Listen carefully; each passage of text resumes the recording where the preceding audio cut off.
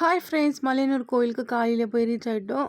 So time பார்த்திங்கன்னா 5:30 ஆகுது. ஆனால் எங்களுக்கு என்ன 11 ஓ 12 போல் இருந்த மாதிரி இருந்துச்சு. செம்ம வேக்காடு, ஒன்றும் இருக்க முடியல. இவ்வளோ பெரிய ஓப்பன் பிளேஸ் தான் இருக்குது, ஆனால் காற்றே இல்லை. செம்ம வெயில், காற்றே இல்லாத மாதிரி இருந்துச்சு.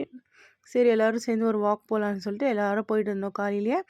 ஸோ இன்னும் கோயிலுக்கு போகிறதுக்கு டைம் இருக்குது, இன்னும் பேர் வரணும்னு சொல்லிட்டு நாங்கள் வந்து வெயிட் பண்ணிட்டு இருந்தோமா. சரி கோயிலுக்கு போயிட்டு வரலான்ட்டு இங்கே பக்கத்தில் இருக்கிற கோயிலுக்கு போயிட்டு வந்தாங்க. அங்கே நல்லா விசேஷமான ஒரு கோயில்னு சொன்னாங்க. சரி நம்மளும் போயிட்டு வரலான்ட்டு போனோமா. அந்த கோவிலில் வந்து என்ன விசேஷம்னா, இந்த 1 ரூபா காயினை வந்து சாமிக்கிட்ட நல்லா வேண்டிட்டு, அந்த சாமி ஒரு இது இருக்குது, அங்கே கை வச்சுட்டு வச்சா நம்ம அது கை ரொட்டேட் ஆகும்னு சொன்னாங்க. அதனால வந்து ரொட்டேட் ஆகும் கை அப்படின்னு சொன்னாங்கன்ட்டு பார்த்தோம். நான் என் தங்கச்சி எல்லோரும் பண்ணி பார்த்தோம். ஒரு 4-5 பேர். எங்களுக்கு ஒர்க் அவுட்டே ஆகலை, சுத்தவே இல்லை. இந்த ரெட் ட்ரெஸ் போட்டுன்னு ஒரு பொண்ணும் போகிறா பாருங்கள், அவள் சாமியை நம்பவே மாட்டா.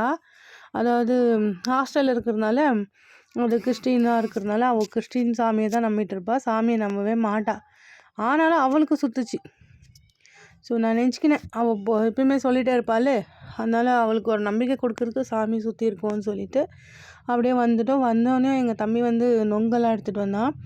நொங்கு கல் டேஸ்ட் பண்ணி பாருன்ட்டு அந்த கல் கொடுத்தாங்க. பார்த்தா எனக்கு அவ்வளோ பிடிக்கல. அப்புறம் நொங்கு வந்து ஃப்ரெஷ்ஷாக சாப்பிட்டோம், அங்கேயே வெட்டி சாப்பிட்டு. ஃபஸ்ட் டைம் இந்த மாதிரிலாம் சாப்பிட்றோம், செம்ம ஹாப்பியாக இருந்துச்சு.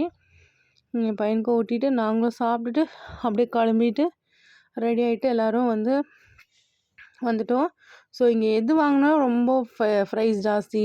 அப்புறம் குளிக்கிறதுக்கு இடம் பார்த்திங்கனாக்கா, ஒரு 10 ரூபா 20 ரூபானாலும் பரவாயில்ல, 30 ரூபாவா ஒருத்தருக்கு குளிக்கிறதுக்கு. இத்தனை பேர் குளிச்சுட்டு வந்தோம். ஸோ நல்லா களை கட்டுச்சு அவங்களுக்குன்னு சொல்லலாம். இந்த மாதிரிலாம் ரொம்ப ரேட்டு, கொஞ்சம் யாருன்னா பார்த்து கம்மி பண்ணால் நல்லாயிருக்கும். அதுக்கப்புறம் வந்து கோயிலுக்கு போயிட்டு வந்த வழியில் கூழ் குடிச்சிட்டு அப்படியே வந்து 12 தான் ஆகுது. ஆனால் லஞ்சை சாப்பிட்டு முடிச்சிட்டோம்.